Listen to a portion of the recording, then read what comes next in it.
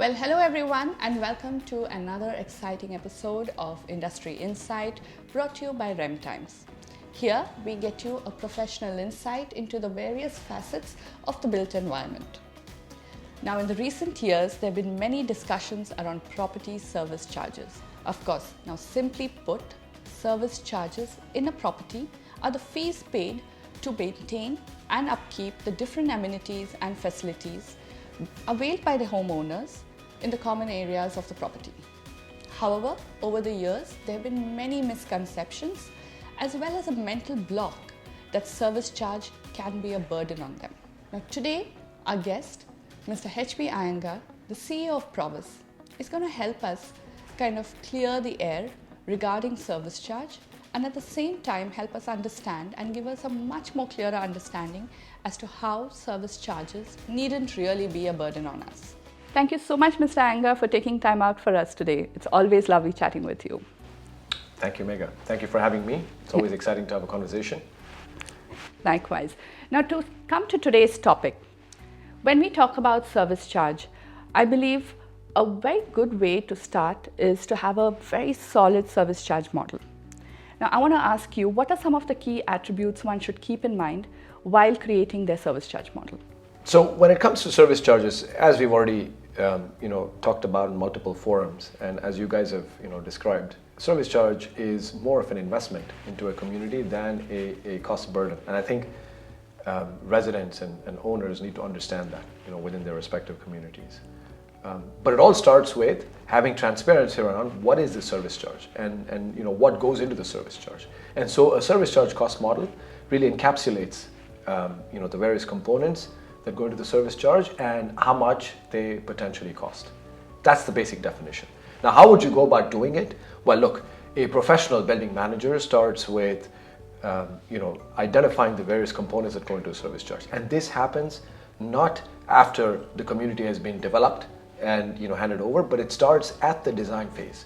That's where developers would be strongly advised to start to engage with a professional building manager. And so at that point, a building manager would take lessons that they would have learned from managing multiple other communities. They would look at regulations and guidelines from the regulators, and then they would say, look, here's a roster of items that would go into the service charge. They'll also obviously take into account the complexity and the nature of the community in question in terms of the design, in terms of the prestige, in terms of whether it's a vertical community or a horizontal community, and the systems that go into the community and so on and so forth. So on that basis, they come up with a table of, here are the various components that go into it. Now, typically speaking, your biggest component has to do with utilities. So this is energy, waste, water, chilled water, and so on and so forth. Second biggest component is around security and maintenance. And then the last bit is around things like insurance, the building manager's own fees, other miscellaneous items. So that's sort of the broad composition of what goes into a service charge. Absolutely. When we look at challenges, of course, challenges and service charge kind of go hand in hand. But then again, the government, both in Abu Dhabi as well as Dubai, have done a lot and worked very closely, with companies to ensure that, there is more transparency and there is more kind of help from their side as well. Can you kind of elaborate a little bit more on that? So I heard two parts of the question. So the first part is around the challenges, and the second part is what are the types of mitigants that the various stakeholders are looking at to address those challenges. When we talk about challenges in terms of the service charge regime, I think it starts with fundamental awareness. For a lot of owners, and this was alluded to earlier in our conversation, owners see service charge as a burden. They don't see it as an investment into their community. Think of it as an owner. If you have your own house and if you were to do upgrades to your house in terms of adding a room, adding additional walls, making enhancements in terms of design or the landscaping, you see that as a value add that's going to help you get a better price eventually one day when you decide to sell that property.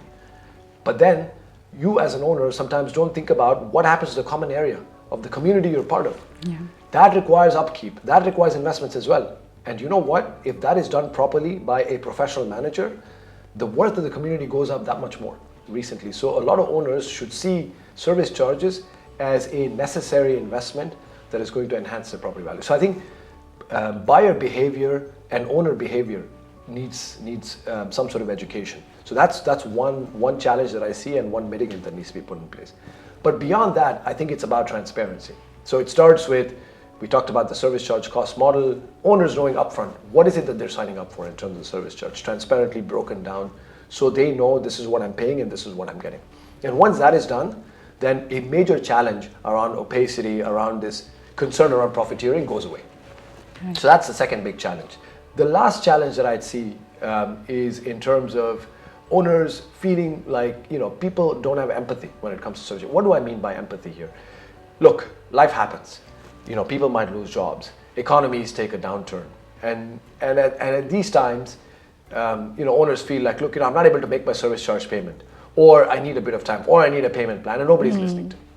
And so this is really challenging, and a lot of them don't understand where to go for help. And so they sometimes reach out to the building manager, they sometimes go to the developer who's long sold the property and moved on.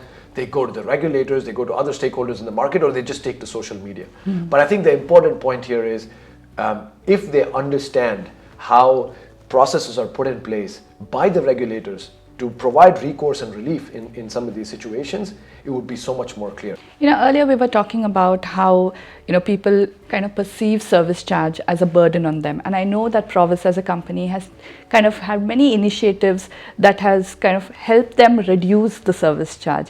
Can you give us some insight on that as well? And at the same time, I also want to ask you, how does Provis as a company deal with delay or non-payment of service charges?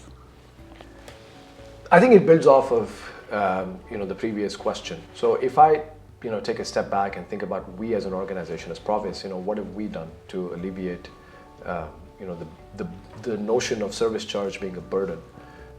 We've looked at those same items that everybody else is familiar with. So let's start with the biggest item, which is utilities. We've actually managed to reduce our carbon footprint across our communities under management by more than 15% over the last 4 years, with 2018 as a baseline. And more recently, we've decided to up the ante by investing significantly through some of our ESCO partners to further drop service charge utility cost levels by another 25% over the next 5 years. When you combine such massive reductions and look at it in terms of the impact on service charges, it's going to be quite healthy and quite significant. So as communities age, service charges obviously go up because we need to do more investment for upkeep. But then we significantly and more than offset that increase by some of these initiatives. So that's one big component. The nice thing about reducing carbon footprint is it also feeds very nicely into our ESG agenda. So we have a stated pillar in our strategic objectives, which is that we want to be 60% lower in terms of a carbon footprint by 2030, and we want to be net zero by 2050. And so we're working very aggressively towards that objective. Here it's a combination of two things. One, technology. I think the moment you start looking at your community as an operating platform that is fully hooked up via technology, so smart metering, sensors, wherever we can put them in place, making sure that the BMS is connected into the cloud and there's a good bit of data analytics going on in the background to understand if the community is working efficiently and that there's no waste and leakage, that automatically allows you to cut your operations costs significantly. Second, it allows you to go into a predictive maintenance regime. So technology is one component. The other component is procurement. So understanding your supply chain, understanding how you work with your various service providers and how you mitigate the costs on that front is a very important component. So we're very proud to have achieved in excess of 30% reduction in our supply chain costs over the last 2 years when the world has seen inflation. And so that's something that has made a meaningful difference. With regulators, we take great care in ensuring that we comply with some of the fee mandates and so on that regulators have set. So, they themselves have put certain ceilings and caps, which I think is a great initiative. Yeah, absolutely. And I think on that note, we come to an end of our interview. And I think some of the key takeaways that I get from our conversation here today is, of course, education is very critical from, the end user till, of course, the building manager as well.